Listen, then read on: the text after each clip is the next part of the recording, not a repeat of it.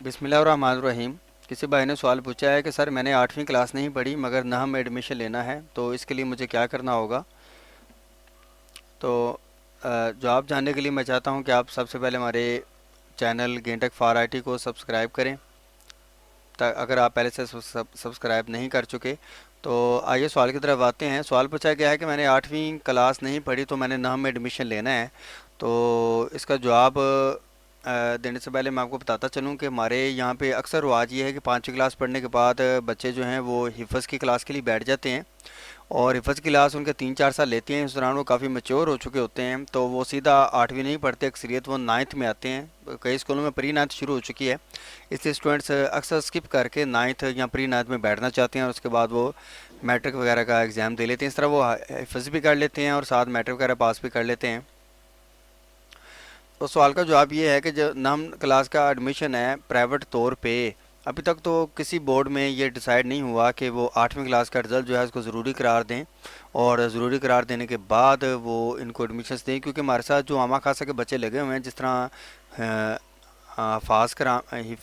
हिफ़्ज़ करने वाले हैं, हाफिज़ लोग हैं और इसी तरह आलम वगैरह जो भी मदारस में पढ़ने वाले हैं, उनके लिए बड़ी मसला बन जाएगा। वो पहले 8th देंगे फिर उसके बाद उनको 9th में एडमिशन मिलेगा। तो अभी तक इस पाबंदी को लागू नहीं किया गया।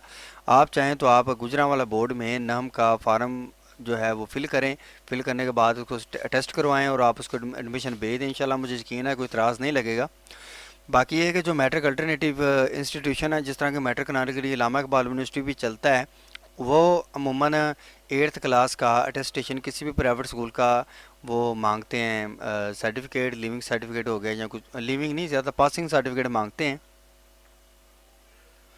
अब वो जमा करवाने के बाद ही वो एडमिशन लेते हैं। तो इस मामले में ये है कि जब वो एडमिशन अगर ये साथ ना बेचें तो वो एडमिशन रोक लेते हैं, स्टॉप करते हैं, क्यूरी जनरेट कर लेते हैं।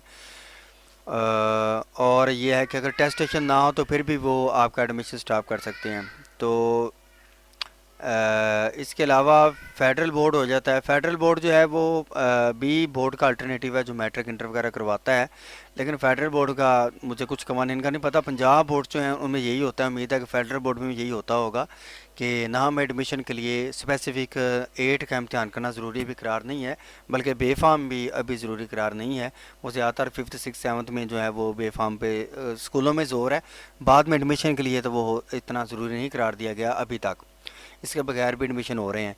तो मेरा ख्याल है कि आपको जवाब समझ आ गया होगा। मज़ीद सवाल के लिए अगर आपको समझ नहीं है तो आप इसी सवाल के डिस्क्रिप्शन में लिख सकते हैं। आप चाहें तो मुझे फेसबुक पे चैट भी कर सकते हैं। मज़ीद सवालात के लिए हमारे साथ रहिएगा। वीडियो को लाइक करें, शेयर करें, कमेंट करें। अस्सलाम वालेकुम वरहमतुल्लाहि वबरकातुहू।